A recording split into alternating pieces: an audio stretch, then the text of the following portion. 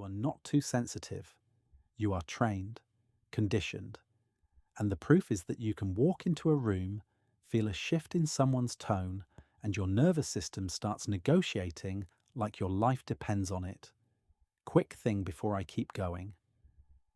We are building toward 1,000 subscribers, and your subscription genuinely helps us reach more people with this kind of psychology that actually changes how you see your life. And if this hits a nerve, tap the like button too. It tells the algorithm this is worth surfacing. Okay, here is what is actually happening when you feel responsible for other people's moods. It is not empathy. Empathy is feeling with someone. What you are describing is closer to an internal job role, mood management. You are acting like the emotional thermostat for the room, and when the temperature changes, your brain assumes you caused it, and therefore you have to fix it. Think about how strange that is. You do not just notice emotions. You feel accountable for them, like someone else's irritation is a bill that just landed in your mailbox. Most people never connect the dots on why this develops, because they assume it is about being nice, or being caring, or having a big heart. But the mechanism behind it is not kindness. It is prediction. Your nervous system is a forecasting machine. It is not designed to make you happy. It is designed to keep you safe by predicting what comes next. And in certain environments, other people's moods were not just information. They were weather. They determined whether you got warmth or withdrawal, praise or punishment, peace or chaos. So your brain learned a brutal equation. If I can read the mood early enough, I can prevent the bad outcome. That is the core addiction, not to people, not to helping, to early detection. Now let me show you the first hidden layer, because this is where people get stuck. You are not actually afraid of someone being in a bad mood. You are afraid of being blamed for it. Those are different threats. If someone is sad, that is sad. If someone is sad and you are the suspected cause, that is a status and safety problem. And when you grew up around unpredictable reactions, blame floats. It does not attach to the true cause. It attaches to the nearest available nervous system, often yours. So you learned to preempt. You became hyper-responsible, not because you love responsibility, but because responsibility is how you purchase temporary immunity. If you take responsibility first, you might not get accused later. Notice the pattern here. You are not just monitoring others, you are managing your own risk profile inside the relationship. And that leads to the second mechanism, which most people miss entirely. You developed what I call externalized error detection. In a healthy system, when something feels off, your mind checks multiple possibilities. Maybe they had a hard day. Maybe I misread. Maybe it is nothing.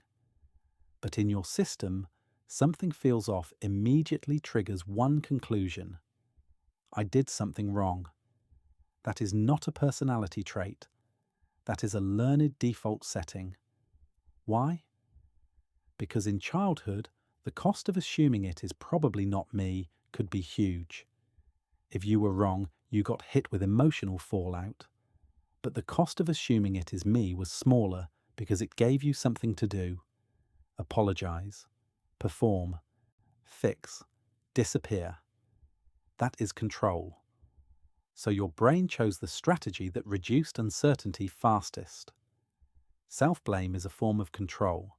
It is not true control, but it is actionable control. And the nervous system loves anything actionable. Here is the uncomfortable part. If you always assume it is you, you never have to sit in the terror of, I cannot control this person.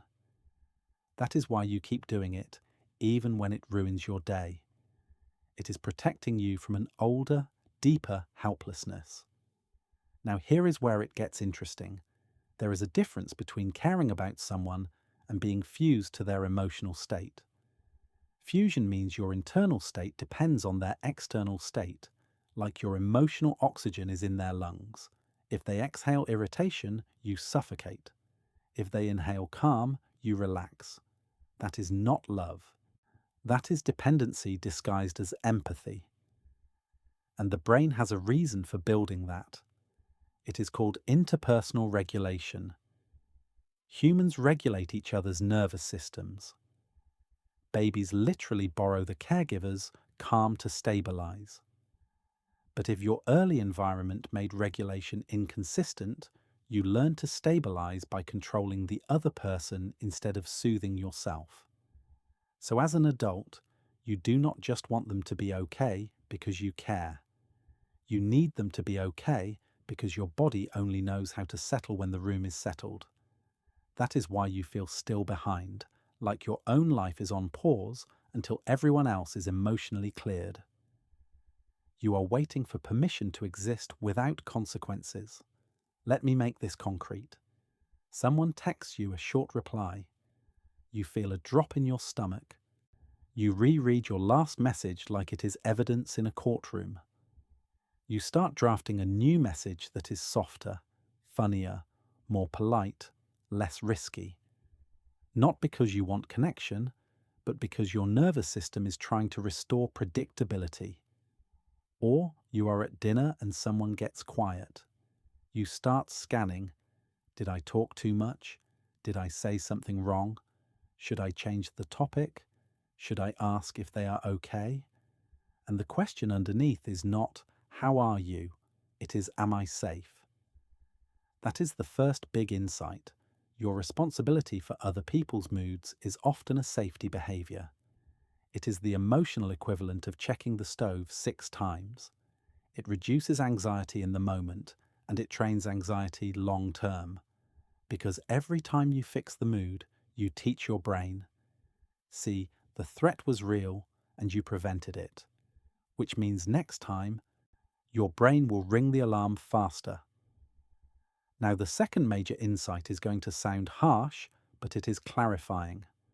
When you overown other people's emotions, you are also quietly underowning their agency. Think about it. If you assume you cause their mood, you are assuming they are not a full actor with their own internal world.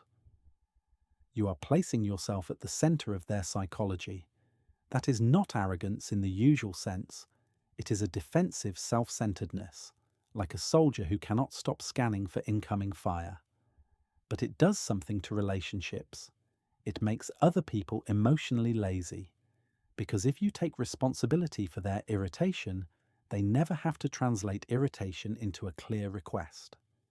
If you take responsibility for their sadness, they never have to learn how to self-soothe. Or if you take responsibility for their tension, they never have to admit they are stressed. Your hyper-responsibility can become an enabling system. And here is the twist. Some people will prefer you that way, not necessarily maliciously, but functionally. If you are the person who absorbs mood and smooths edges, you become valuable. You become the emotional infrastructure of the relationship, which means when you stop doing it, the relationship feels like it is failing, even though what is actually failing is the old arrangement. This is why setting boundaries can create backlash that feels irrational. You are not just changing behavior. You are changing the hidden economy of the relationship. Okay, stay with me because the next part recontextualizes everything. If you grew up feeling responsible for adults' feelings, you learned a specific kind of moral logic. If someone is unhappy near me, I am guilty until proven innocent. That is a very particular worldview. It is not empathy, it is moral contamination. Like emotions spread, and if they touch you, you are culpable. And the brain builds rules around that. Rules like, do not disappoint, do not take up space, do not ask for too much, do not have needs that create friction, because friction equals mood shift, and mood shift equals danger. So you become an expert at preemptive compliance. You do not wait to be asked. You anticipate. You adjust. You apologize early. You laugh at jokes you do not find funny. You say it is fine when it is not. And you tell yourself you are being mature. But you are not being mature. You are being strategically invisible. Now the mid-script shift, because this is the part that most people never hear. What if the reason you feel responsible for other people's moods is not because you care too much, but because you do not trust information? Let me explain. In a stable environment, words mean something. I am fine generally means fine. I am upset means upset. In an unstable environment, words are camouflage. People say they are fine while punishing you with coldness. People say they are not mad while slamming doors. People say do what you want while making you pay for it. So you learn to stop trusting language and start trusting microsignals, tone, pauses, facial tension, silence, timing, the way a cup hits the counter. You became a human lie detector, but for mood. And once you do that, you are trapped. Because microsignals are ambiguous. They are noisy data. You can read 10 different stories into a sigh. So you try to reduce ambiguity by intervening. You try to make the mood clearer by fixing it. That is why you ask, "Are you okay?" in a certain tone, hoping they will say yes in a convincing way, so your body can stand down. You are not controlling them. You are trying to force a clean signal from a messy system. That is the third major insight. Mood responsibility is often an attempt to convert ambiguity into certainty. And now you can see why it is exhausting. Because certainty is not available. People are complicated. Moods fluctuate. And you are trying to stabilize an external variable with internal effort. That is like trying to keep your phone at 1% battery by tapping the screen harder. So what do you do with this? Not a platitude, a framework. I want you to start separating 3 things that your nervous system currently treats as one single emergency. First, detection. What did you actually observe? Not what you imagined, observable facts. Their voice got quieter. They replied slower. Their face looked tense. Second, attribution. What story did your mind instantly attach to that observation? They are mad at me. I ruined it. I am too much. This is the part that is usually inherited from childhood, not derived from evidence. Third, obligation. What did you feel compelled to do? Apologize, explain, entertain, fix, shrink. If you can pause long enough to name those 3 steps, you create a gap. And that gap is where freedom lives, because you can challenge attribution without denying detection. You can say, internally, I notice their mood is different. My mind is telling me it is my fault. That is a familiar story, not necessarily a true one. I feel the urge to fix it. I am going to wait. Waiting is not passive. Waiting is data collection. And here is a rule that will change how you operate.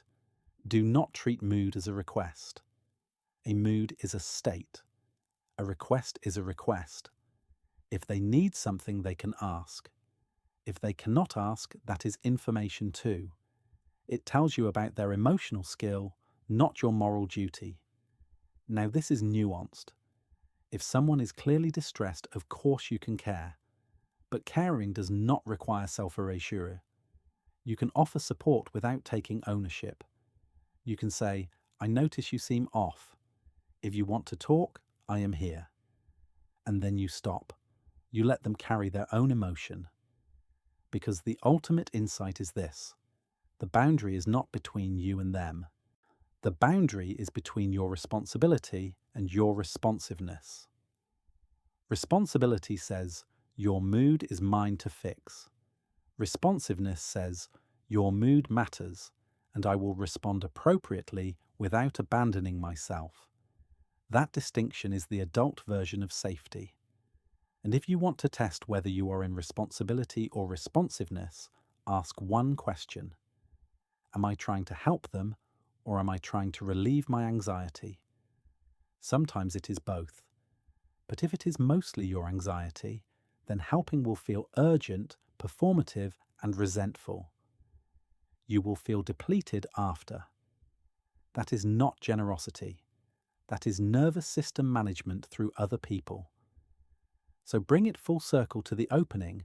You have been trained to feel responsible because at some point, other people's moods were the fastest way to predict your safety. Gia, you learned to stay behind your own life, watching the emotional weather, waiting to move only when the sky looked clear. But you are not a weather system. You are a person. And the moment you stop treating every mood shift as a verdict on you, you get your time back. You get your attention back. You get your actual relationships back because they become real instead of managed. If this changed how you see your own patterns, I would love to hear what you noticed in the comments, especially the exact moment you learned to monitor moods. And the next time someone's emotional temperature changes, do not ask, "How do I fix this?" Ask, "What is mine here and what is not?" That one question is how you stop living behind other people's feelings.